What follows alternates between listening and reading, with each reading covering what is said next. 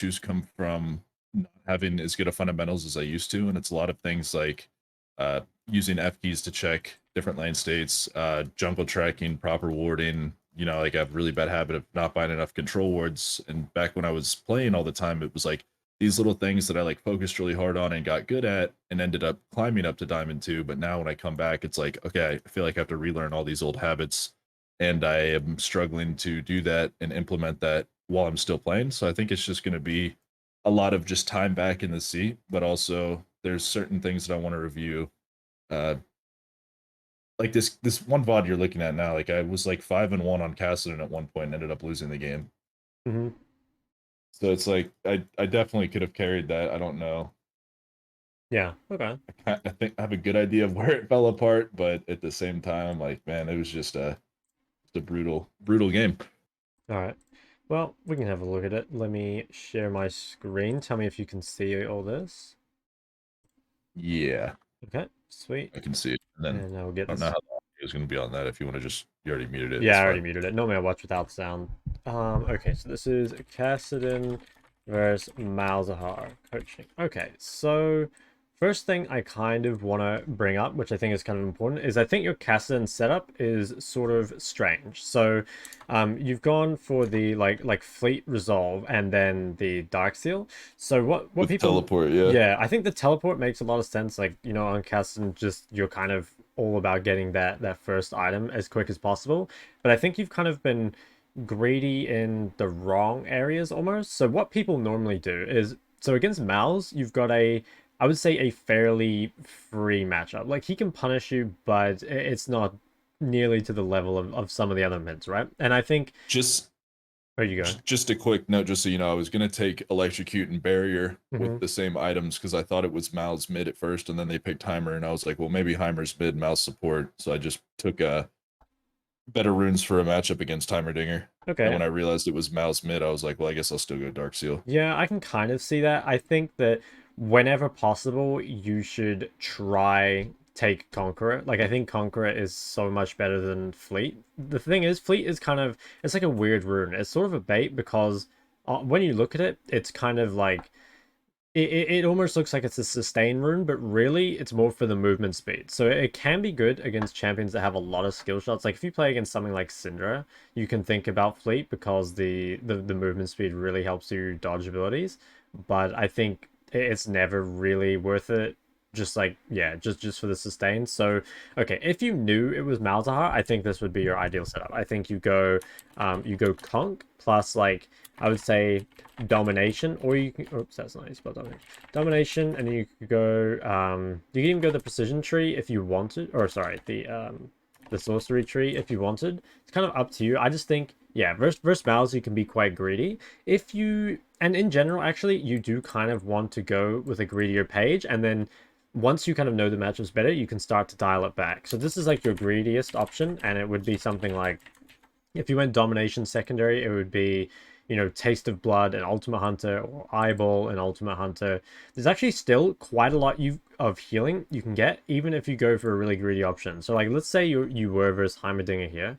I think if you went Conk, right, and then in your secondary tree, you went Taste of Blood, and then you started Doran's Shield, that honestly gives you enough sustain and still allows you to take Conqueror. So, yeah, I would definitely default to Conqueror, and only if it's a really bad matchup would I consider taking Fleet, and then again, also when it's going to be relevant with the movement speed. Resolve, yeah, I don't. If you were versus Heimerdinger, I suppose I can kind of see it, but yeah, definitely don't need a versus Malz. And honestly, even though, yeah, I don't know, it's kind of unfortunate because you've taken this because you're scared of versing Heimer, but honestly, you're very far behind because of this. Like, it's not to be understated how big a difference this makes. If you have, Conquer Domination compared to, say, Fleet Resolve, you scale, a lot differently. And then, yeah, it's much better to be greedier with your runes and then defensive with your items than the other way around. Like if you go full greedy runes and then start Doran's Shield, that's much better than going like the safest runes but then greeding an item. Just because the runes tend to scale harder than just like starting with a Dark Seal, you know? Does that all make sense? Yeah. So, So I've seen like Conqueror Kassadin, like a lot of people like that. mhm. Um But if you look like my playstyle, like I'm more used to either taking fleet or taking electrocute instead of conquer. And I was like, okay, what does this playstyle really look like? And then until I like went on like the Kassadin's main subreddit and was looking at all these different Kassadin conqueror videos, I was like, okay, it kind of makes sense. They have like a tankier build. Sometimes you go crown instead of Roa. But like for me personally, like, the playstyle that I found the most success in and I'm the most familiar with is like, let me just go Roa, let me just scale. Like everyone hates Seraphs. I'm like, it feels really good to me, Yeah, I think but Ceres maybe is I'm just good. missing. No, I think Ceres is good. Um, I mean, you can still take Electrocute if you want. I think Conqueror is just better because I think that the time Electrocute really shines is in the, like early mid game part. But if you're looking to kind of sit back and scale, I think Conqueror does do that better. One other nice thing about the Conqueror tree is actually like what you're getting in it, so you get presence of mind. Like, hold on, can I bring up the runes? Um, I don't know. How would I even find these? Actually, well, anyway, if you know the trees, right? It's like in the yellow tree, in the conqueror tree, you've got presence of mind, which is really good for Kassadin because it gives back all your mana, and also it's got tenacity, which is sort of hard to come by on Kassadin. And since you're a champion that's gonna be kind of in the middle of the enemy team, I think, yeah, it's sort of just necessary to have it. Like, let me actually screenshot. I think this is like the greediest setup you can get and probably the strongest. How can I open this? Yeah, okay, you can see this, right? So this would be Yeah. your very, or maybe not quite the greediest. I guess if you want to be super greedy, swap Taste of Blood to Eyeball here. But yeah, that's like, this would be some of the most scaling you could get. So if you do just want to What sit back about and sudden scale. impact? Just Um, never. yeah, it's just not real. Like, I think if you want damage here, it's better to go Eyeball just for more AP. But Okay. yeah, I kind of feel like Taste of Blood can actually be quite good just for giving you a bit of extra HP to go through lanes. So I would really experiment with just some greedier rune pages. If you did want to stay with Electrocute, I think you could do, you can do Electrocute plus Precision, you Taste can of do blood. Electrocute plus Sorcery. There's a lot of things you can do. I think just the thing to really be careful of is basically if you take Fleet Resolve, like when you don't need it, it's really bad because you are just essentially falling behind for no reason. But if there is a Right. reason to take it, it makes sense. But yeah, it's just it's much better to kind of take the greedy runes and be like, oh, actually that matchup's too hard. I can't play that greedy, and then change it next time than it is to just, default to Fleet Resolve and never really find out if that matchup was playable or not without it. And maybe Okay. one last thing, default starting item should be Doran's Shield, and then, yeah, Dark Seal if you're greedy, pretty much. Or you could even start tier, but I think having the refillable is nice. But anyway, I think I go Dark Sea like 80% of the games just because it's like usually if I can get lucky or I get a good gank from my jungler, like it feels so much better. Doran Shield is nice, but like you get that extra damage to minions with your W. So CSing, well, I say CSing isn't a problem. I'm still pretty rusty. So I'm yeah. I'm missing some CS I shouldn't miss, but Yeah, I mean, I could definitely I think like Dark Seal 100% if you can get away with it is a better item. It's just, maybe you'll find that if you're, going full greedy runes that you will need the Thorn Shield, but it's really up for you to experiment with, I think. Um, I played yeah. against like some matchups on Kassadin just feel completely impossible. Like I was playing against this Smurf one game and he went was that Ilaoi? He went Ilaoi Hmm. mid into Kassadin, and like I could not CS at all. Like anytime I tried to get anything, I just got punished super hard. It was a bad deal. So like Yeah. there's some matchups where it's like you literally just can't do anything. Like you're just screwed no matter what. Yeah, Like he 100%. was a Smurf too, so that doesn't help. But Yeah, I think the I feel nice like I thing though was about like those sort of matchups is while you can't ever really like do anything aggressive, most of the time you can kind of just like AFK farm under your tower because it does depend for sure on the counter pick, but like a champ like a Lowy is not very good at roaming. If you ever verse like a right. Yasuo or a Yone or an Alawi, like champs that are really good at 1v1 but can't really impact the map, you can kind of just sit under your tower and just wait, which is honestly Yeah, fine for Kassadin. I hate Yon matchup. I hate that matchup as well. Yasuo's doesn't feel as bad. Okay. It's all good so far. Yeah, you probably realize there's not much you can do with the wave most of the time on Kassadin. Just sort of gotta take it for the first few minutes or so. I did see your video about the early wave push cheese Yeah. to get a quick level 3. I used that a bit on Talon. Oh yeah, yeah. It's really good on talent sometimes, you can just like one shot them under their tower. Feels Oh good. yeah, that was my like main champion. I'm way better at Talon than I am at Kassadin, but he just feels so impossible to play right now. I think he's still good. He is kind of hard to blind pick though. You need like a you definitely need like a good matchup and ideally like an AP jungler as well. So yeah, you're kind Yeah, of like an waiting for a lot Evelyn of or yeah, things to have. Diana or Evelyn, I can make it work. Yeah. Okay, so far this is all Just the good. tank meta right now feels really bad, but I do want to talk about that a little bit towards the end. Yeah, sure. I think here, by the way, you're definitely seeing like again. I don't want to keep bringing it up, but just the runes are kind of not really doing anything Yeah, for you here. Like you're not actually taking a lot of damage. This guy's so my actually thought ohm. I don't know process, how.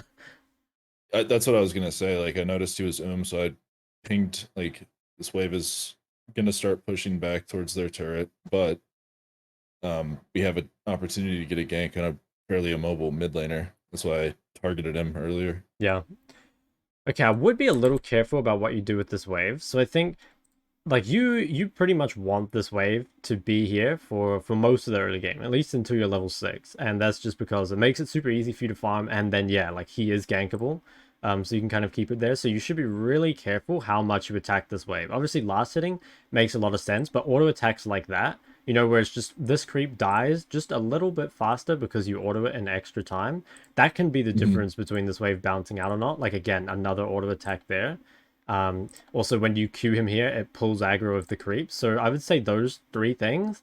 Now it's going to push out to him, whereas it probably wouldn't have if you hadn't done that, which can be Okay. a bit sketchy. So just go back and look at it. It's like, Well, oh, you I go. hear you.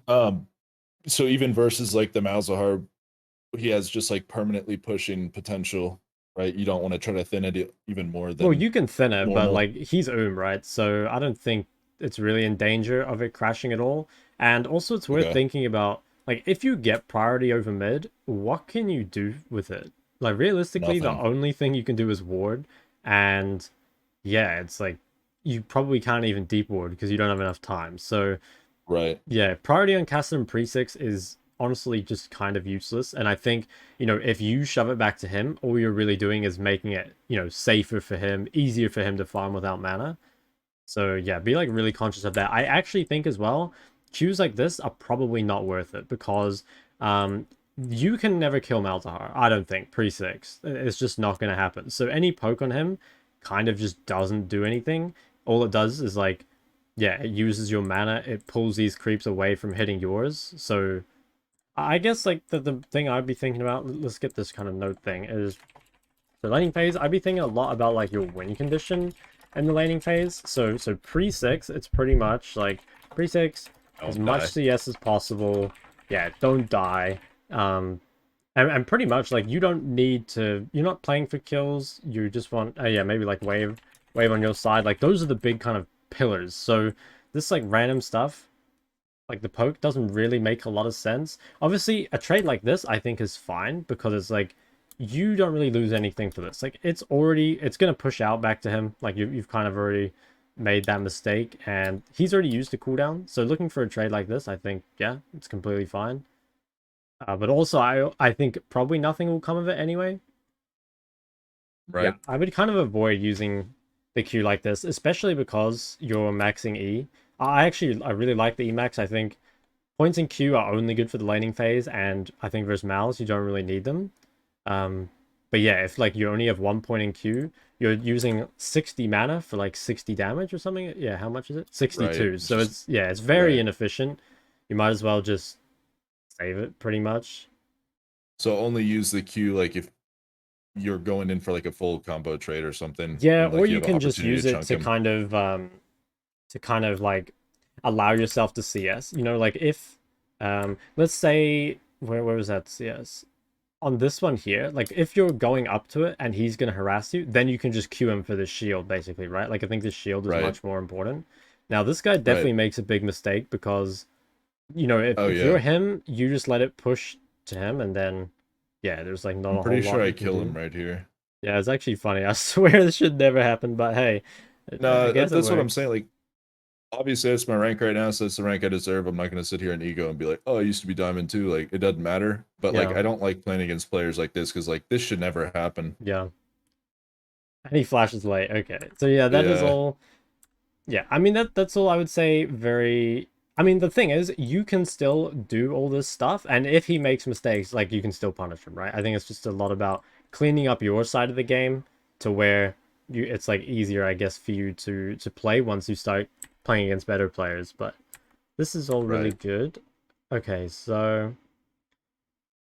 now here I definitely understand wanting to stay, and I think honestly you probably can stay. So the first I thing, had no idea where the jungler was. yeah, exactly. I would say that just as a general habit, if you pass like the halfway point of mid, you kind of need a ward down because it's just yeah, it's very scary, especially if That you've that already burned flash.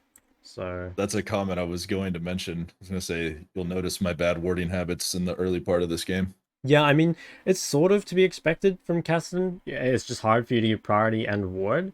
Now, how would I do this? I think that you have choices. You can either, if you want to be safe, you just base and TP and that's it. Now, because you don't know which side the jungler's on, you could 50-50 it and like, walk down here and ward or walk up here and ward, but it really is a 50-50. If the jungler's top side, you walk into him and die jungler's not top Right. side, you walk bot and die. So it's up to you. I It's kind think of a though, it's it's a low outcome play. I feel like yeah. a low percentage play. I'm trying to think because I will say the only reason I did stay here is because I didn't want to back until 1250 because I wanted to yeah, get I tier mean and raw. staying does make sense. I just think okay, right now, it's like if you base, that's the safest play, right? If you go Right. and ward one side and then push, that's like the mid-level play. But just staying in the middle with no wards and not basing, that is like the riskiest play possible because it's like you just made this a high chance you die as opposed to like a 50-50 chance you die sort of thing. Right. Now what I would probably do here is yeah, okay, actually, let's go all the way back because I think we could have known the jungler is here. So let's We see. definitely could have. And Yeah, that's what I'm saying about like my bad fundamental habits right now. Like that yeah. is one of the main reasons I was wanting to work with either you or Curtis again, just on a extended time frame. I really like both you guys' content, so I'm not trying to like compare you guys, Yeah, but I no, but he's really think you good. I'm guys a are fan. friends. Yeah, yeah. But I definitely want someone to work with like more consistently, like maybe once or twice a week for a month or so, and Hmm. just really get some of this stuff dialed back in. So we can talk about that later towards Yeah, the end of the okay. session too. But All right. Well, let's look at this like warding and jungle tracking. So I think the to start tracking the jungle, it's really important. So first, like check where they start level 1. It's normally really easy to do this at the moment because junglers almost always get leashed. right, It's not always the case. Like in some metas they don't, but at the moment, they pretty much always get a leash. So, like if you look at the map, Kale's starting in lane, bot lane is not. So you know the jungler started bot basically. Actually, it'll be way easier to do this with Rift Kit. Okay, so we know that the jungler is starting on this side of the map because bot lane, they were late to lane. So you know he's here. Now, from here, Wukong has a few paths, right? It's either he does like he could do like 3 camps and then enter the bot river and like try to gank you from bot side. But what's more likely is that, he just clears like 2 or 3 camps and then pass I think into the Wukong top side. skips wolves. Yeah, maybe. I'm not actually too sure, but either way, it's 2 or 3 camps crossing the top side, and then he can do stuff here. So what normally keeps you safe is first off, you can hug the opposite side of where they start until about 230, because like what happens is if you play in this area here, there's no way he can gank you from bot side, right? Like he can't do 3 camps and then gank you from here because you'll be too far away, right? And Right. there's pretty much no chance that he can be here before 2:30 unless he did something really whack, like start blue and gank. But honestly, that is just never going to happen. And if it does, even if you die, it's probably worth it because he just has such a horrible path that he's just fucked for the rest of the game, basically. Right. So you can kind of play on that opposite side of where he started until around 2:30. And then at 2:30, this is like a generally good timing. If you can ward the opposite side of where they started, it keeps you safe for a pretty long time. So let's say, he does these and then he comes here. At 2 minutes 30, you ward this. And the really nice thing about this ward is it lasts until about 3:55, I think it is, and you get your second ward at 4 minutes. So pretty much you can just What hug about this just ward. You go. what about like just slightly more north where you place that ward, like Yeah. just above the wall Yeah, on the all of opposite side? all of this works. It just depends how much time you have. Like if the worst thing to do is just to ward this bush because it doesn't Right. do anything. Basically, it doesn't give you enough info. If you ward slightly out of the bush, it gives a lot more. Like here is really I good. usually put mine right there, right at Yeah, the tip of the.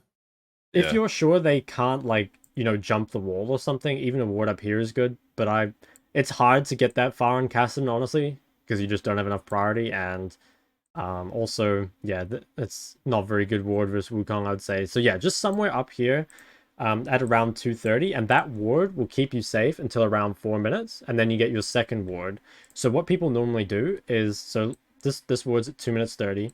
They hug this ward until it dies, which is, 3:55, and then what they'll do is Mhm. they'll swap back to the opposite side and ward here, because by that point, it's pretty guaranteed, or, there, anywhere down here, it's pretty He's gonna be rubber guaranteed. banded. Yeah, he's just gonna like clear all these and then base, and then maybe he'll be back out bot on that side, and then you'll get vision of him. So that normally keeps you safe until around, yeah, until around 5 minutes 30. Honestly, if you follow that every game, like 4 minute ward original side. Does that all make sense, by the way? Like this stuff? Yeah, yeah, yeah. Yeah. That keeps you safe until around 5 minutes. So if we just like ignore the lane for right now and just like focus on the mini map. So we see them starting bot side. We know Wukong's down there, so we're just kind of doing this normally. I think right now the side you're hugging is completely fine. There's no chance he can gank you from bot side, which is great.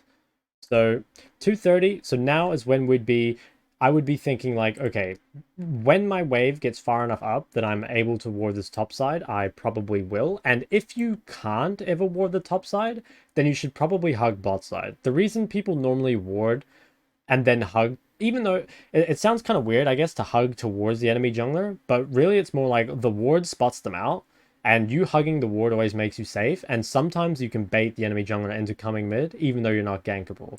But if you Right. can never get that ward, you can just hug the other side of the lane. So if we knew that, maybe like, yeah, right here, we should be very certain still that he's on top side. Now, right here, it's pretty late to ward this top side. You probably could if you want, but I would maybe be thinking just swap the ward to bot side now, just in case he like resets and goes to there. 3:30. So like here, I didn't place a ward yet. Like Yeah, so bad, it bad has been habit, right? awkward because I think it is kind of difficult for you to get a decent ward. Like maybe, like clearly there's no chance really to get a ward before here, and then maybe here there's an opportunity. Like he doesn't really have any cooldowns. You probably have time to, when he's backing up here, to like very quickly go and ward and get back to the wave. But honestly, I think not warding his Kassadin by this time is still normally fine because like you're not gankable, right? But I guess you still Right. need to be really aware of like where the jungler could be, because I think, where this is quite greedy. Like hugging this side, because he should be top side and you don't have that top Right. side ward. Honestly, he can't kill you, but he could chunk you out and force you to base, which would be really annoying, right? Because you don't have that much gold. So you would Just a probably tear wanting to and be, teleport back. Yeah. yeah, you probably want to be down there-ish for now. Yeah, trading from the bot side, and then, um, I think yeah, even me doing this was really greedy and kind of stupid because like he could have been right in that bush and I'm dead. Like I Mhm. said, it's annoying playing against players like this because they let me do stuff like this, but I'm the dumbass that followed him with no ward.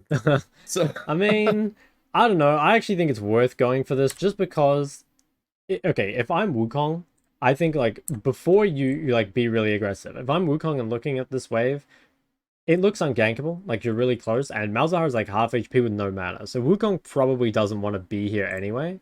So I think Right. I'm down for this just because there's a pretty low chance I feel like of a gank happening. But I think after so after, okay, it's still 354. He could be back on bot side, but it's more likely he's still top side by this point. And I think, you can see now, right? If we were tracking him through the whole game, it is more We would likely that know. he's top side. But I guess we don't know for sure, right? At the end of the day, because we haven't had the opportunity to get any wards, we are making sort of an educated guess. I So I would think, say that like the faux feeling of safety is the fact that Diana's in river right now. Like that makes me feel yeah, like, okay, maybe Wukong's not also in that river because I haven't seen him yet.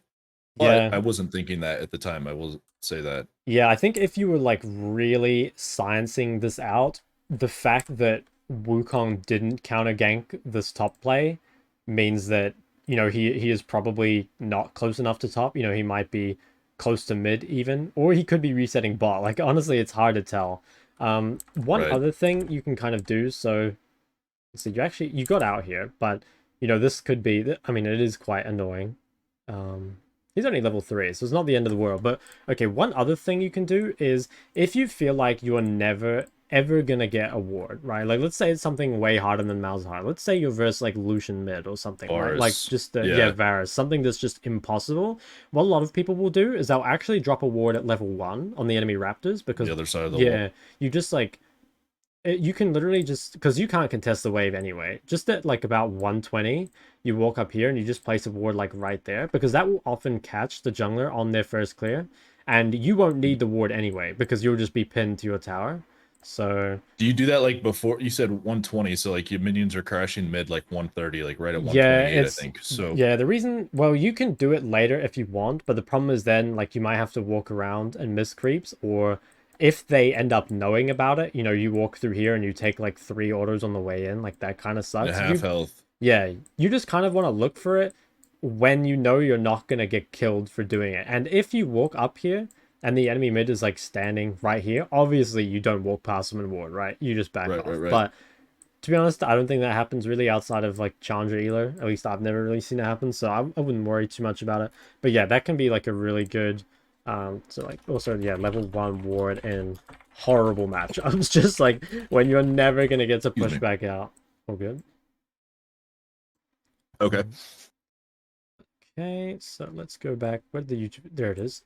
Okay, but I mean, honestly, like we've overanalyzed this first 4 minutes quite a lot, but you're in a pretty good spot, right? If we just look at this, I think you're in a you're in a pretty solid position.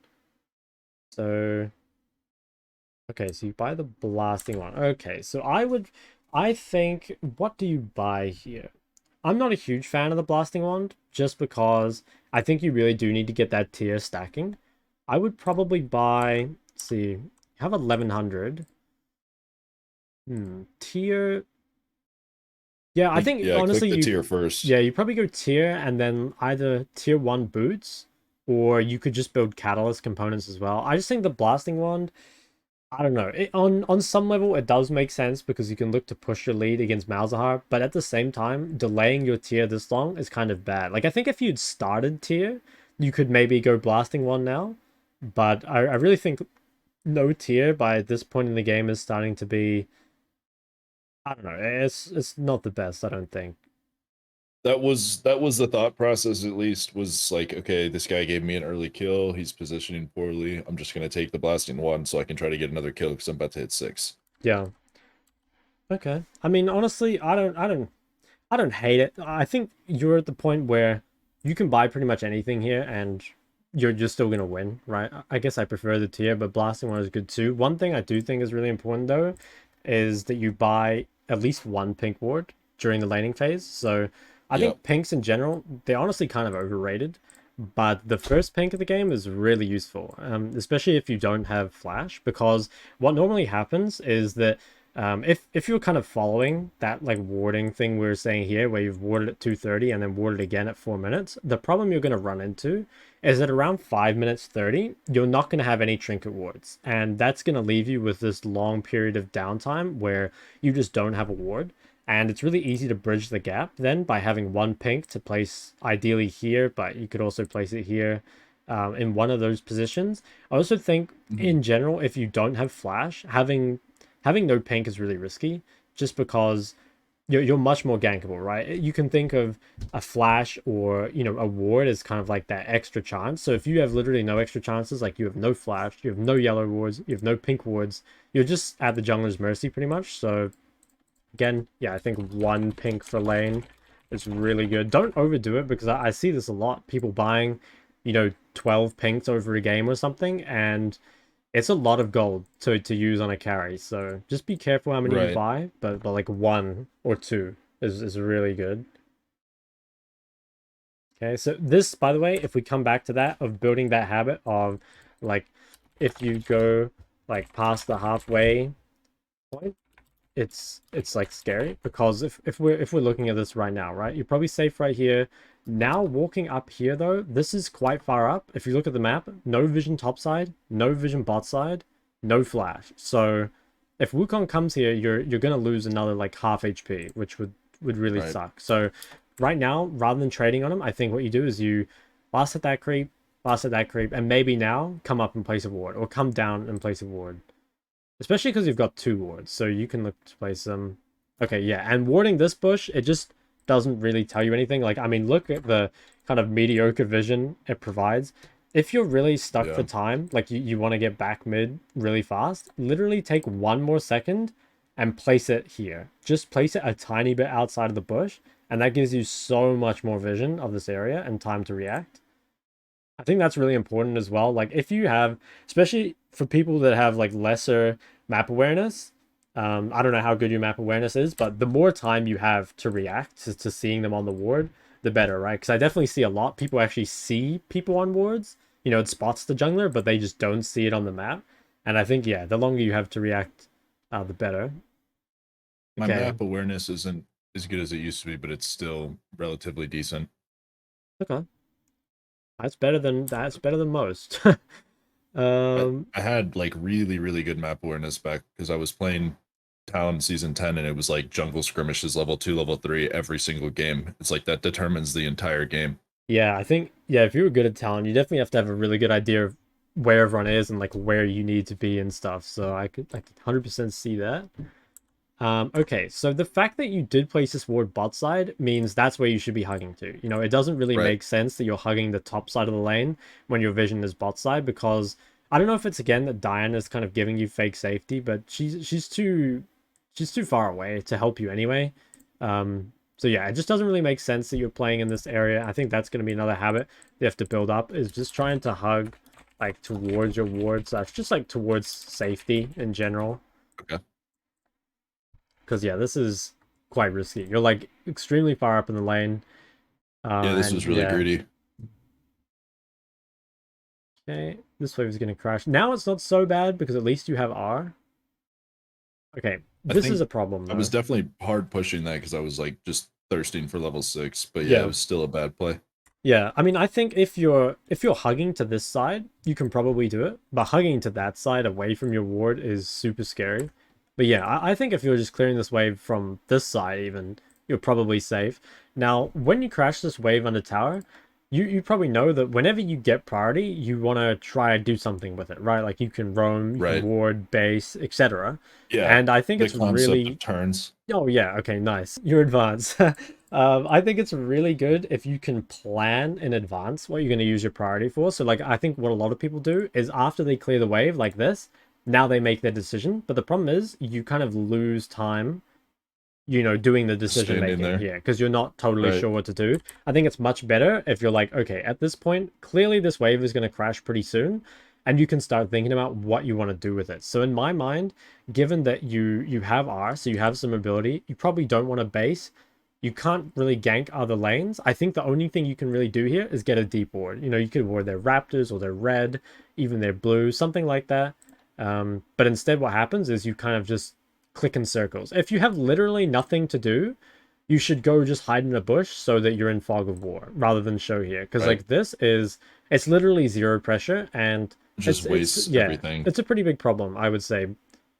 And because you come and do this so late, the ward is a lot shallower than it should be. You know, like if you had done this Right. earlier, that ward is potentially up there on the Raptors or on the red. You know, it could be a really valuable ward, but instead it just doesn't really do anything. So You think warding over the wall in red is just as valuable as warding in that little tries intersection by Raptors? um I would I feel like that would be say less valuable. I think the yeah, I'm honestly not totally sure. I feel like the red buff ward is probably more valuable for your jungler, but less valuable for you. Like knowing when Wukong Right. starts red is really nice, so that Diana can just like start dragon or something. But I think, you know, if you really want to keep playing aggressively, the ward like at the intersection, like you were saying, with red or with Raptors is really good for just like, yeah, knowing which way he's pathing and stuff. But honestly, like I think both are really good. You know, just like much better than the one you did here. So the kind Right. of concept I would build up is like one, um, probably like yeah, try plan your prior use in advance, and then like if you have like nothing to do, like literally nothing, just like hide in a bush because that way at least Malzahar ping's missing and maybe there's like a little bit of pressure created on the map. But yeah, just like standing here, showing yourself to him, and not like placing ward or doing anything is kind of a waste. Just bad, yeah. Yeah.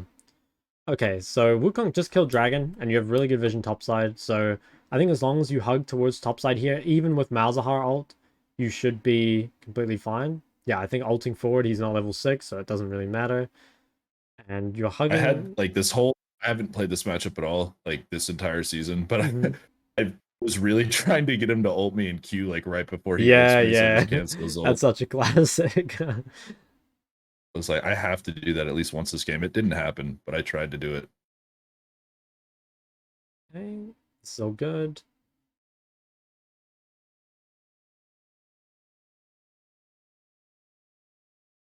Okay, so I actually think that pushing this wave was kind of bad. So let's like back up all the way to here. So the thing is, normally pushing a wave if you or rather getting priority is like really good for the map, but only if you can do something with it. And a lot of the time, if you just like push for no reason, it actually just gives your opponent free farm, you know? And the reason is that Okay. Kassadin's not very good at harassing people under tower, right? But if people are ever out in Right. the middle of the lane, you can ult on them and there's not too much they can do about it. So if we're pausing here, I think it's like, okay, do we need to base? No, I don't really think so. We have no wards because we've already placed them.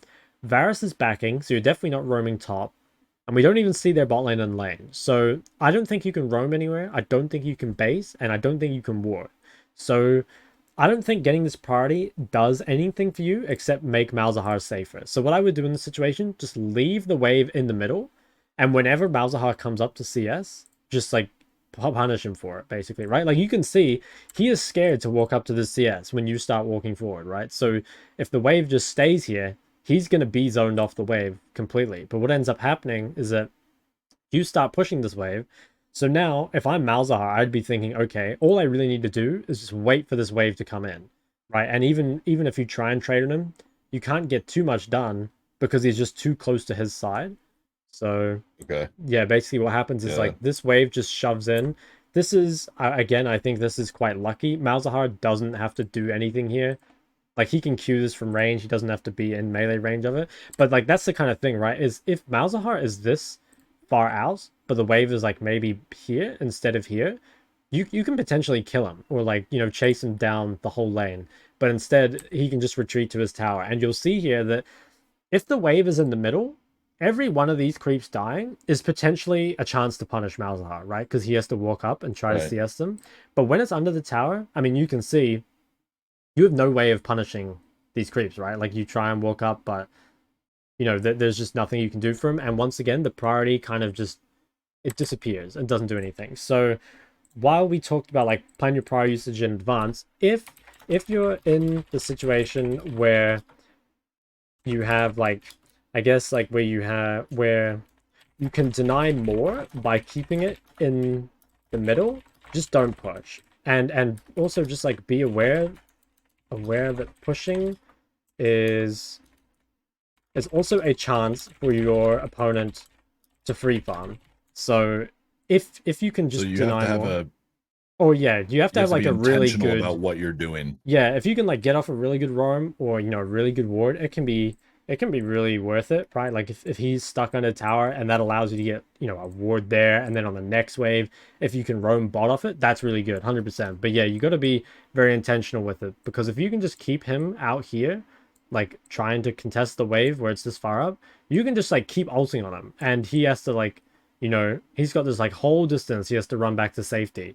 But if the wave ends up Right. here, the Then trade he's can just only ever fine. be really short, because, he only has to walk back a tiny amount. So, yeah, honestly, I would suppose it's like never bad. Yeah, it's never really bad to push. Like, you don't lose anything for doing this, but it's more you give up an opportunity to punish him that you could have had, like if the wave was So still completely in the middle. what about like on the opposite side of the spectrum? If you're like, okay, this matchup, I'm ahead, everything's kosher, it's easy, whatever. Like, what if you're just playing against someone that just completely dominates you in lane? Like, you obviously you're not going to be pushing that out and giving them opportunities to freeze or whatever. Not that they would, because they probably just have so much priority, they're never going to freeze. But do you kind of want to just hold it in that pocket by your tower and just try to get as much farm as possible? Wait Yeah, till level 11 or whatever. pretty much. Like, I think Kassadin honestly doesn't have a crazy range of options with his wave control, because yeah, the real difference from Kassadin compared to a lot of other mids is that he just can't really harass under tower. Like, if you're playing a champ like Syndra here, right? When Malzahar goes under the tower like this, rather than being able to farm for free, he's just like locked in positions and just gets queued over and over. So if you're playing like a range champion, pushing is like a very aggressive option, even if you don't want to do anything with the prior, because you can auto attack the tower. It keeps your opponent like stuck in a very limited kind of position. You can just like queue them over and over.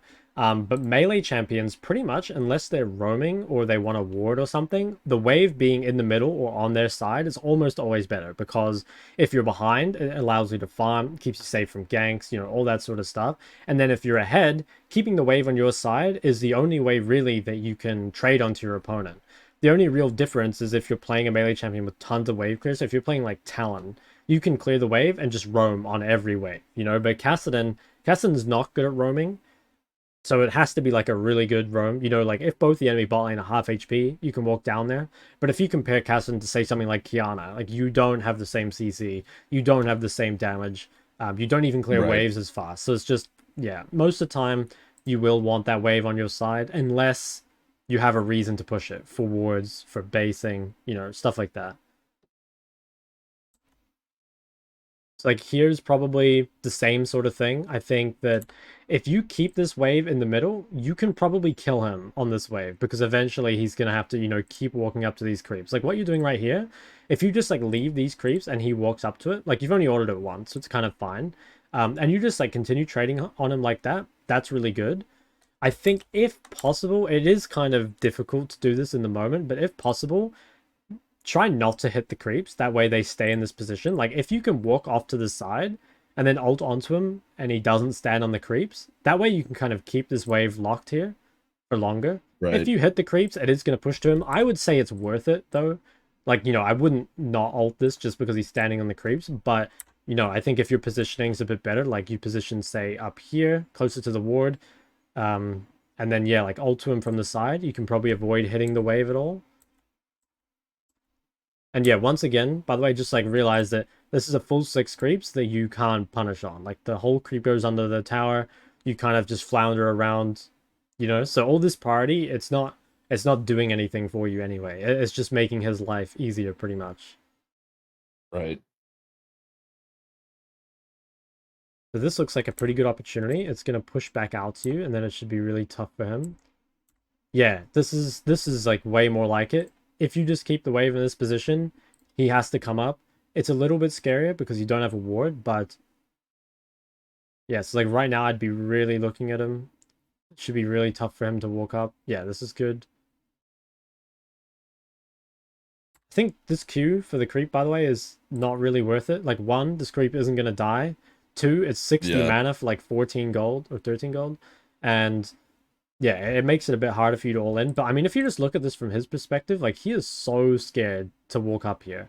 He's pretty I much should just have been pushing the wave, and not even last I hit them, should have right? just been posturing on the opposite side of the wave. Like if I rewatch this, like to me, I'm thinking I need to be standing and just zoning him off of XP even at this point. Yeah, yeah, I think they're strong enough that you literally can just stand between him and the creeps. And that's like, if you can do that on Kassadin, the game is so over for your opponent. Like, they just can't do anything. Right. Because, yeah, he shouldn't even really be able to walk up and E this. I'd say the only reason he is able to is because you've kind of Because I wasted your wasted so cooldowns. much CDs on Yeah, yeah. minions, yeah. Like, the E, you can probably save it and just, like, auto, W, auto, the three dogs. And yeah, I think you don't need to queue that, and that would allow you to have all these cooldowns up, which would be yeah really good for just being able to punish this. Right. Yeah, and so then he kind of gets to. I mean, the good thing is he still doesn't get to really last hit them, but the problem is because you're hitting the creeps so much, it's just gonna shove back to him, right? Like right now, you can kind of hold this freeze pretty much for not forever, but for a long time because this is 6 creeps versus what's about to Right. be 3. So you You can only just hold need it for a 4, really I long think. time. But what ends up happening is like, you are constantly, you are queuing, you are autoing, you're Wing. So the wave is Yeah. just dying, and now already it's pushing back out. And he was like Right. completely fucked. But now, what the hell did he just barrier? Oh, he has spellbook. I Yeah. guess he wants to TP or something. I don't know what he's up to. I'm pretty sure he does switch to TP because I saw that too and was like, what the fuck? But yeah, so the wave control basically, yeah, once again it goes under. You have no way of punishing this. Or you can really do. Now, this one is not so bad because at least you can base with this wave, you know? At least you do get something off this priority. You can just base and buy tier catalyst. But pretty much every other priority before this was completely wasted. And then, yeah, it's also really weird, by the way, that he is the one that has been getting bullied out, right? But you're the one that's kind of forced into basing first. And it's mainly, I think, because you wasted a lot of mana. Like, normally if you're ahead, you want to be forcing your opponent to base first because they should lose a wave or they should be forced to TP back to the lane. You two Okay. get back here. If I were you, by the way, I would probably pull this wave. So I would, like, literally just walk up here and drag it off into the bush, and that way it'll freeze again. Like, see how if Yeah, you I'm let it definitely gonna crash, do like, that. nothing happens, but if you just... Yeah, right now, you could even, if you're worried about not... Now, you get here in time. I was going to say you could ult forward if you really needed to, but yeah, I think you can literally just pull it that way. And then Malzahar has to And TP freeze back, it. and yeah, it's just like stuck and frozen. Again, you push it back out. I don't think... I think freezing is better here, but once again, this isn't awful because at least you have some wards that you can place. So this ward, again, it sucks. You have a lot of time to do basically whatever you want here. I would say the idea was like pink this bush probably, and then yeah, ward up here somewhere. But instead you drop a really shallow ward, which doesn't really make sense because you have so much time. If you're worried about like, maybe not getting this plate, you could just go for the plate first and then And then ward, go right? ward. Yeah, I just think that Or get the ward is... plate and then push again and then ward Yeah, after that that. works too. There's a lot of things you can do. I think just going for those really shallow wards though over and over feels pretty bad. And yeah, same with this pink. Like, okay, pinking this bush is not as bad as regular warding this bush because what pinks do for you is they allow you to move your regular wards further up. Like if you pink this, Right. you can ward up here safely, sort of thing.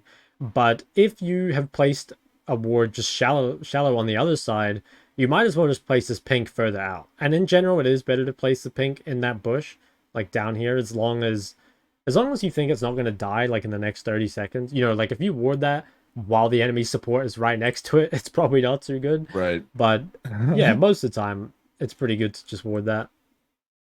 Um, yeah, I think this priority seems pretty This was an wasted. intentional push because I was looking to go bot here. Okay, yeah, they're kind of low.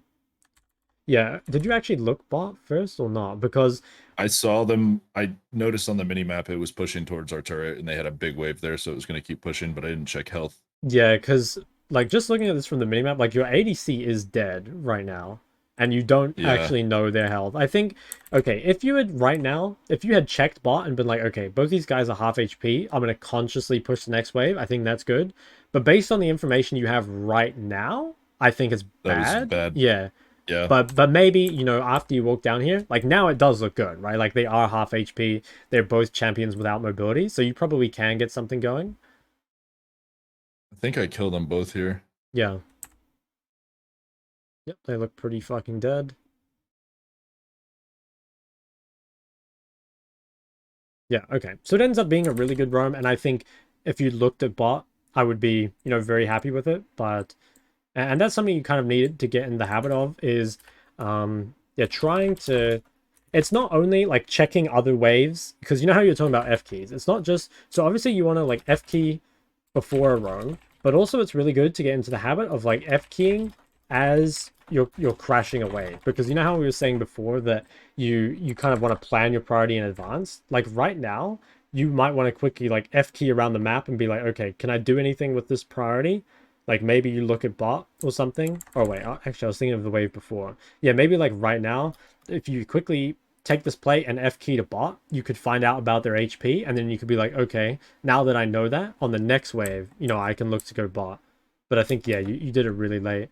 Admittedly, though, that's like a lot higher level, I think, getting into the habit of F keying. But I mean, you were a diamond before, so Yeah, sure no, you'll I pick think it up. that's like those are the types of habits that I like used to have, but I'm just like not doing now, and it's really frustrating. It's like I can rewatch it after and be like, yeah, absolutely, that's what I need to do, and then in the heat of the game, it's like I just don't have that muscle memory anymore, so it's tough.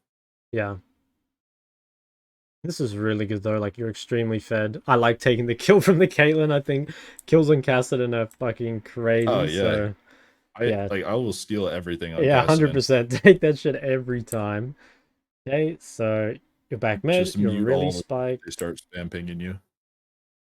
Gonna go Ash Arrowed? Yeah, I guess so. I was like, what the hell? How's he stunned? But yeah, Ash Arrowed. So you just kill this guy. Okay, tiny little thing here. You should hold your ult for a bit just in case he has flash. Because like if you ult and now he flashes away, he's actually out, or you have to commit flash to follow him. And you will Right. kill him without ult.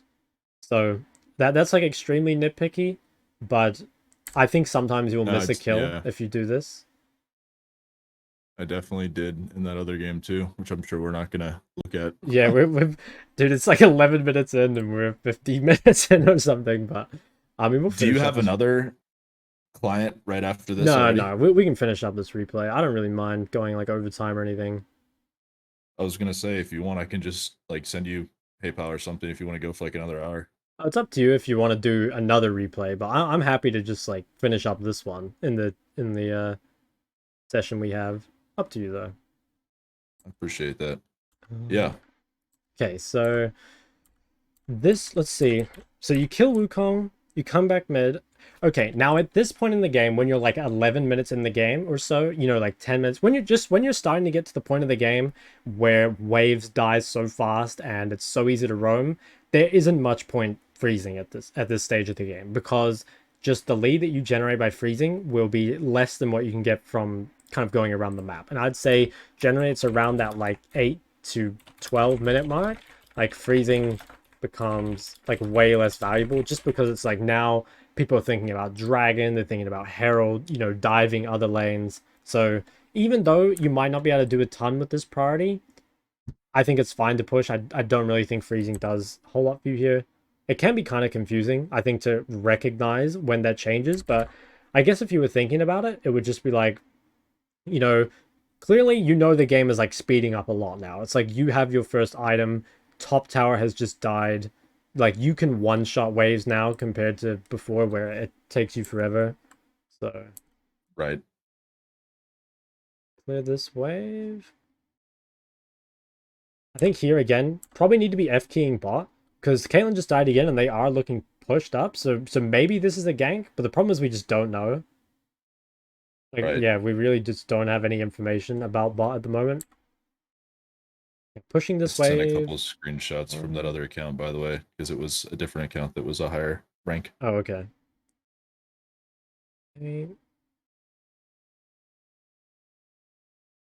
Okay, so this one, yeah, I think it looks good. Like, okay, one thing you should be careful of in general is if you roam away from the side your jungler is on, you need to be careful of their jungler showing up. Now here, Wukong died top, so there's pretty much no chance. I mean, well, no, there is no chance of Wukong being here, right?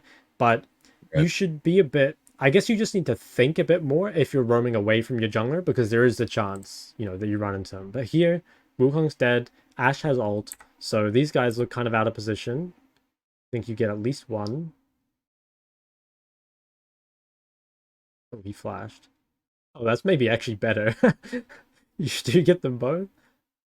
No, I end up dying. Ooh. Oh, very close. Okay, so I think... Yeah, I misplayed that horribly. I even typed in chat like huge misplay with a bunch of smiley faces. That was really, I was really fucking tilted after that happened. Yeah. This is where I lost the game. Literally right here. I mean, it certainly makes the game harder, right? But, like, you can still carry this game 100%. One thing I want you to get in the habit of when you go bot is it's much more important to kill the AD than the support. Like, a lot of going bot is denying the ADC farm, not just, like, getting a kill. You know, like, if you go bot, kill the enemy support and go back mid, sure, you get 300 Not gold. worth.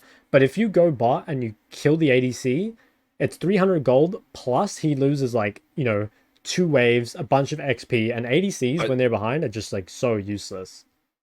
I watched your video about that. Okay, nice. So yeah, here I think, yeah, like right now I think you'll go Jhin for Heimer. For sure is just leaving him for yeah, dead. 100%. Yeah, I thought he like was just Jhin gonna looks back off too and leave healthy, him for dead.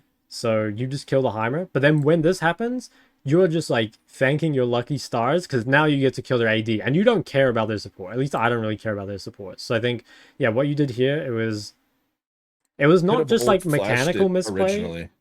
Yeah, I suppose. Like if I ult flash like right off the bat, I think I just kill them both like right here. Ult flash, or flash ult. Sorry, no ult flash. It's not quite up. Yeah, maybe. Because it's very ult would hit possible. both of them. Heimer's dead instantly, and then I just use my second ult right there on Jhin instead of. Yeah, I think you're probably right. Like, you can taking a turret definitely shot. play the skirmish better, but I just think the main takeaway is like this ADC needs to die way more than support. So if you can play it well enough to kill both of them, like that's great.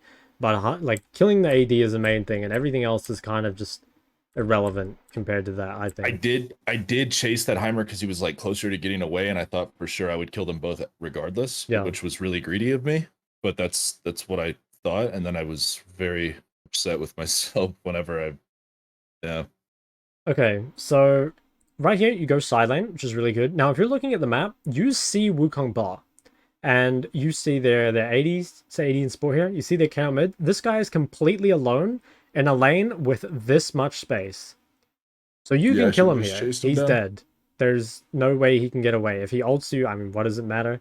Like here, yeah, I'm not sure if this is like you don't realize people are showing on the map, or you just don't realize how strong you are.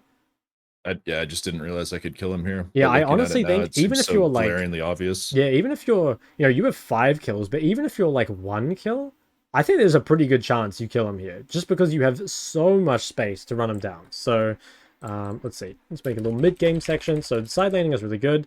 Trying to keep track of where like people are in the mid-game is really important, just in general, because like, you know, if you make this play and Wukong is missing and you get Malzahar, you could maybe die, right? Or like lose most of your health. But here, Wukong's bot. This guy's pushed up super far. Should just die. Yep. Yeah, like he should not be able to play the game here. Yeah. And the fact as well that he like comes back to contest you is like, wow, this guy's a fucking, I don't know if he's a psycho or he's Chad or he's just dumb. I don't know. I think he's just not a good player. Yeah.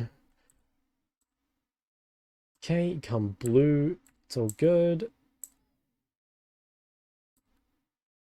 Then base. Yep, makes sense. Yeah, so side laning so far, I think other than not killing the Mals, it looks pretty efficient. So, yeah, I don't really have any problems with this. Okay, this ward though is, in my opinion, not that great. So another thing is like when you're side laning, right? You generally want to try crash the wave until into their tower if you can, or get it like the further you can push it, basically the better. So if only the enemy tier 1 is up, then you push it to the tier 1, right? If it's their tier 2 that's up, you push it to say maybe here, and then it'll crash on its own. Here both the tier 1 and the tier 2 are down, so if you want maximum pressure, you want to push the wave like all the way to here, or even to here, right? So if you place a ward there, it keeps you safe. Oops, sorry. It keeps you safe like here, but it does not help you at all up here. So what people normally do when they side lane. The optimal. Okay, yeah, you go. I think it's just directly east of like the Gromps, Gromp maybe?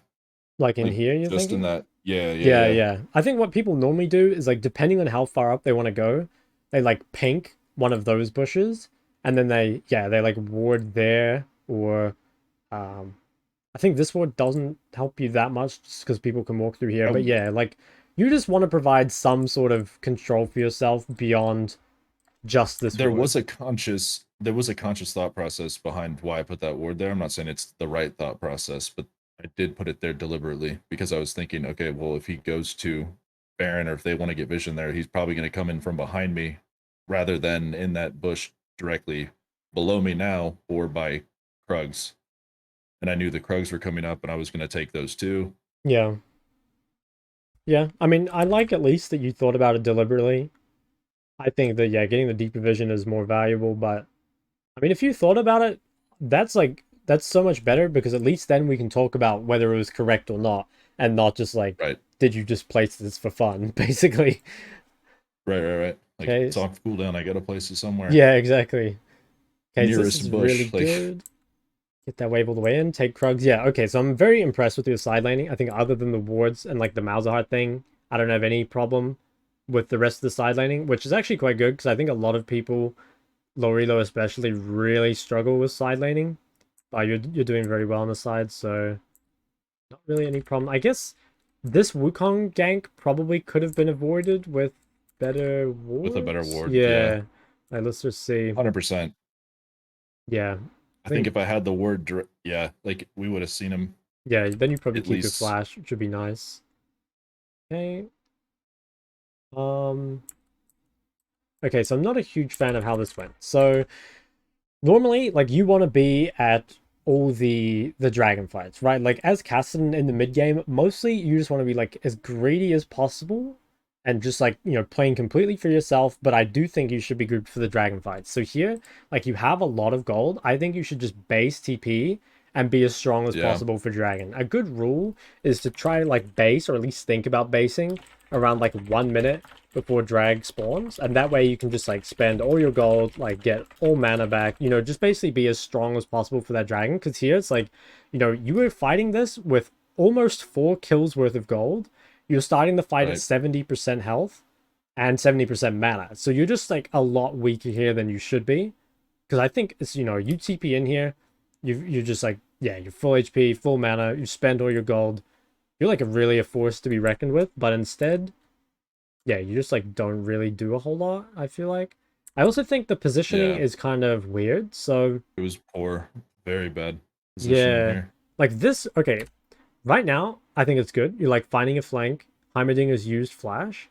I think now it's kind of bad. So if you're the ADC in this situation, if you ever see Kassadin in like a position that's not over a wall or something, it's a lot easier for you to make decisions, because if you can just keep Yeah, you in front of him, it's pretty easy for him just to, keep kiting back. If you're ever like pressuring over a wall though, it becomes really difficult for him to make a decision, and that's when people make mistakes, right? So the moment, honestly, you're probably better off just staying where you are even because it's really threatening. But the moment you ult this way, it's like one, your ult's on cooldown, and two, now you're directly in front of Jin. So it's super easy for him to right. play the fight.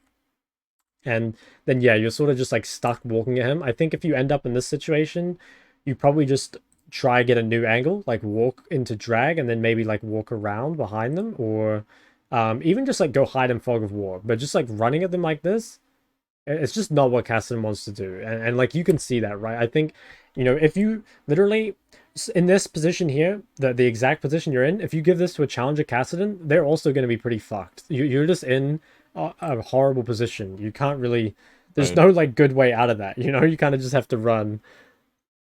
So yeah, that all ends up sort of bad. You guys get the drag, which is good. Also, like the whole time, by the way, like you could have had the Archangel here because you had so much gold. It's only 550 with Right. your components, so you'd be a lot stronger. But anyway, we get that. Come top. I think using TP is fine here because there's gonna be no dragon for a while anyway, so it's all good. Went to the objective side deliberately. Yep, that's nice. I like it. Okay, your buying dies, but it's whatever. I mean, you were just So strong. Take away the red. I like it. I probably should have went to that fight, but I was like, fuck these guys. I'm just gonna take this red. They shouldn't be fighting here anyway. Yeah, I mean, the fight doesn't look that great. It's like a 3v4, So maybe? weird. Like they're expecting me to come, and I'm not coming. Like it's a bad fight. Even if I show up, I think I just lose XP and gold and die anyway. Yeah, it looks pretty useless. I like what you're doing. I don't think you can affect that fight. Okay, Rabadon's third. It's very Chad. Rabadon's third because they didn't have any MR. Besides, I think someone had Merc Dreads. Yeah. They were building any MR. I'll go Void Staff third.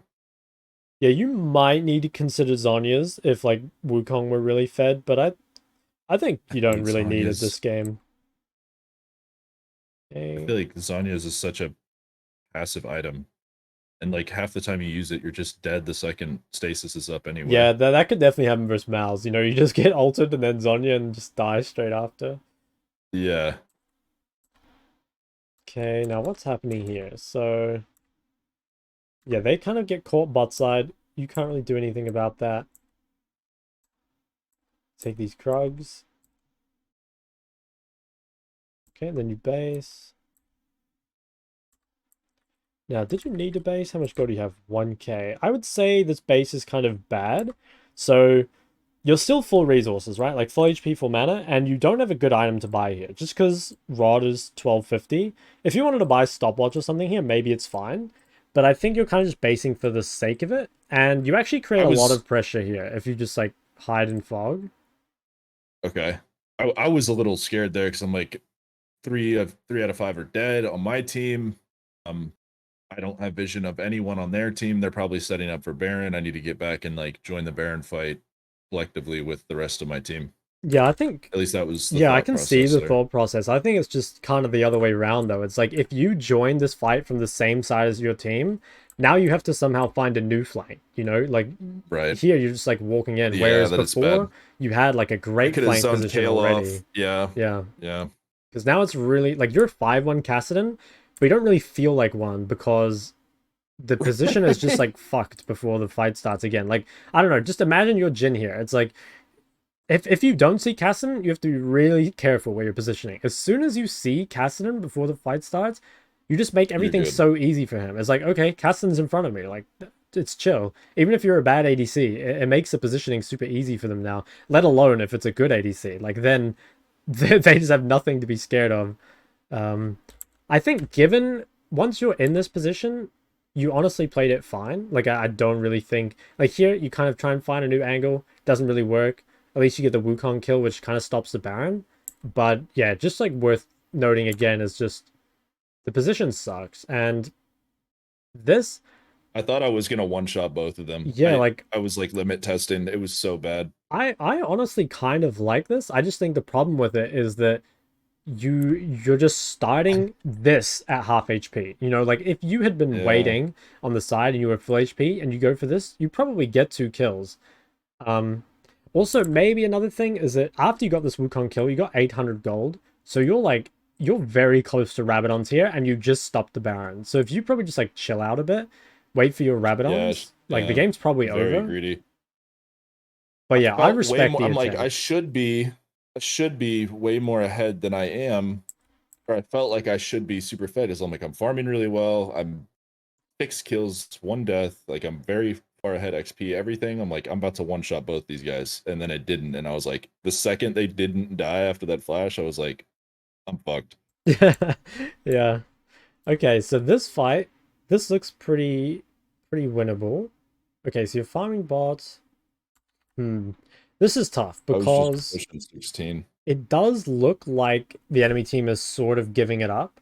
You know, like right now, Kale's dead. Like, why would they contest really? But I think once you see their bot lane coming, immediately you should start trying to find like a flank position into this fight. Okay, actually, you know, you react pretty quickly. I think I'm fine with it. I think here though, rather than running this way, ult over this wall and try find that Jin. Like rather than going, yeah, rather than just like walking towards the Wukong, I really think like you can go from this bush to here and then maybe kill Yeah. Jin when he walks through or something. Because they again, like you were just essentially playing front to back Kassadin, which is it's just And hard, I right? Like yeah, you're kind completely of whiffed useless. my ult.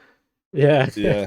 Well, I missed my ult on Wukong there too, like a fully stacked ult, like he was 100% dead, and I just Yeah, like it missed. I sucks. was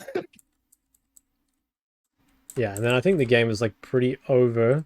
I mean, we'll go through the rest of it real quick, but I think, yeah, team fighting. Okay, the nice thing about your mid game is your side laning is great. I actually think your side laning is, potentially diamond, high diamond levels, so or even higher. Like I have no problems pretty much with your side lane, other than like maybe a little bit of the warding. But I think the team better fighting, warden, yeah. yeah, trying to like find flanks and also just like also try not to show before the fight starts. It's the same thing when you're playing like Kennen or Vladimir. The moment you show, you make their decision making so easy. But if you can like stay Right. hidden and like, in a bush or on a flank, to be honest, even if you can't find a flank, just staying hidden can be good because then at least you're creating pressure rather than showing and kind of like losing all that pressure. I also think a little bit of the target priority. I think this is like related kind of because it feels like a lot of the time you're forced to hit Wukong, but it should be that you're just like killing their mid and Killing AD Jhin or most of the Mouse. time. Yeah. Yeah. But the problem is, yeah, I don't know. I feel like it's more because of the positioning rather than the target priority. But yeah, and then maybe I also hate like a like little bit of patience. You go. absolutely, yeah. I was just saying I feel like my positioning, like finding flanks, like I'm so much better at it on Talon, and I don't know why, because they get positions very similarly, like Kassadin and Talon. They're so Yeah. similar, like they both get over walls, but like for some reason when I'm playing Kassadin, I'm just like no, no, no, no, no, like 16, smack him in the face of my wallet, let me just win the game. Yeah. Like Yeah, that's it's interesting. pretty bad habit. Okay. Whereas Talon, I'm like sweeper standing on a bush, like I have a perfect angle. It's like let's go, Yeah, this is free. 100%. Yeah, I guess maybe you just feel like you need it way more on talent, but you're right. Like it's pretty much the exact same in the way that like they get the flanks and then how they actually kill their targets. Patience, yeah, I think this is kind of I'm more thinking about that time top where you're like based and then like grouped with the team. A lot of the time, you just like want to hold your position and like keep that pressuring flank until they mess up, sort of thing, rather than trying to group with your team and ending up in another front to back. I think, yeah, honestly, there's probably not a whole lot. Um, oh yeah, so you came out. Yeah, you're trying to farm Rabadons in 16, I'm guessing. Okay, this is like Yeah. really weird. So right here, I would probably base for Rabadons, I think. Ace and get But Rabadons. if you Yeah. do want to stay on the map until 16, then you need to very quickly get off the map once you're 16. Like the fact here that you are fighting with 5 kills worth of gold, and that's like Rabadon, so it's like, 200 more AP or some shit. Huge. Yeah. Yeah, it's like, this is just honestly, even if Yeah. it I think works, I I die sort of here. hate it. Yeah, so I think I see this a lot. Actually, maybe we'll talk about that in a minute. Team fighting is like, yeah, be careful fighting with lots of gold. Just because a lot of the time you can just go home, spend that gold, and now you'll be strong. rather than kind of Losing. staying. Yeah. And then we just lose the game here. Yeah, I mean, I'll skim through the rest of this, but I think maybe there's like one more team fight. I don't really think there's much you can do now. Like you've gone from 5-1 to 6-4. Like, yeah, you're kind of just out of the game. Okay, nice kill. I mean, you got shut down. 1-for-1 is not too bad now that you're this far behind, but it's not really Yeah. gonna win you any games.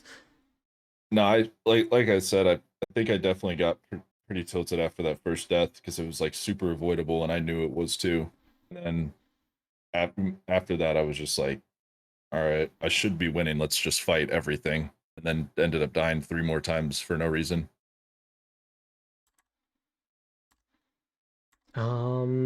which Hmm. is a bad habit I've had even when I was at my highest rank, was like just getting really discouraged and like playing poorly after making one really stupid mistake that was 100% within my control. Hmm. I know the feeling of getting like more tilted at yourself than at other people. I definitely do Yeah. that. It's like, Um, okay, was I the sole reason we lost? It's like probably not. Like my team probably could have done better with the lead that I had, but at the same time, like my small mistakes that were avoidable, I could have carried the game. yeah, 100%. I think, yeah, this is pretty over. Okay, so we've got a lot of They stuff just end, listed. yeah. Yeah, there's like no way. Like this is really rough as a cast, and just because again, how are you gonna find a flank at this point? Like they're just deathball. Yeah, you There's just don't. no way you can do anything. Okay, so I would say Wow, we've actually got quite a list. The biggest things to work on, I would say, is I think finding flanks in team fights. So team fight flanks, I think that is like really, really important. I think maybe early game, like I think Warding.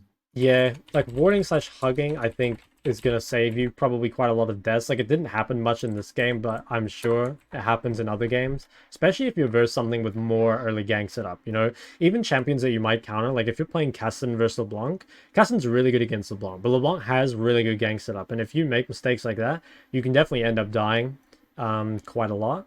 I think there was yeah, maybe a little bit of like wave control slash priority usage, just kind of fine tuning that.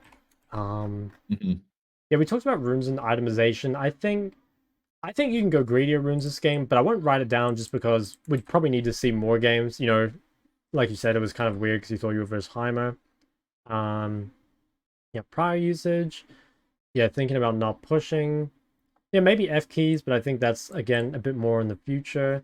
I think yeah, trying to like mid game timing bases around dragons is really good. Just like making sure you've spent all that gold, and yeah, actually like trying not to fight with too much gold. So obviously we've got Okay. like a huge list here, and you can like I'll copy it to you so you can read through it whenever you want. But I think Yeah. these are the big ones, at least for now. So I'll copy that to you. All right, do you have any questions about anything? There's kind of a lot. No, yeah, I mean, I understand everything. Like, um, sometimes it's just really helpful to get like a second set of eyes on it, even like getting into the review. Um, Sometimes if you just come off a game like that, you're like, oh, I should have won. Like I played so good early or whatever. It's like it's hard to watch it back that same day, but like you don't want to stop playing. Yeah, But 100%. I feel that. But yeah, if you have questions so later, you can message me as well. Like if you don't have any right now, and I'll upload the session and link it to you, and that way you can, go back through it if you want. sounds Yeah, good, man. I I think appreciate that's it. everything. I think we're done. Um, Question for you. Hmm. If I wanted to, if we wanted to set up like a weekly thing or like twice a week thing, Hmm. I've seen the price for your month to month coaching on Yeah. the website. Would it be better just to pay you directly? I don't know if they take like a split of that or whatever, but I found you Um. through YouTube, not through that website. Yeah. So No, it's a bit rather pay easier you for me directly. if you just do it through the website. It's only like a tiny amount taken, and I think actually, yeah, I think it's you pay a tiny bit more. You know, it's like if it's $20, you pay 22 or something like that. But it's like way easier for me scheduling wise to just do it through the site because otherwise I have to like, figure out the You have to time manually zones and schedule everything. yeah, I have to Yeah, like work everything else. So yeah, if you can do it through the website, that'd be preferable for me, but it doesn't matter that much. Like I don't mind, I guess. for sure. Would you be able to do like, do you think it would even be beneficial to do like a twice a week thing, or do you want to just do like once a week and next time we Um, meet up, we can talk about these like the main priorities that you listed, like the team fighting flanks, warding, hugging, I would wave control just priority. say, like, you can do it obviously pretty much just as often as you want, but I think don't do it so often that you come back and have the exact same problems. You know, I don't think it's that Right, helpful right, for right. you if you come back and, like, it's just this game, but it's, Kassadin versus a different champ, because it's just going to be the exact same problems. So I would say, at least initially, probably take at least a week to kind of work on everything, but maybe later when we're really starting to fine tune stuff, then it could be good to do more often. But yeah, I don't know. Just work on some of it, and when you feel like you're getting better at it, come back. I would say something like that. Okay. What about the last thing I have, just a quick question for you.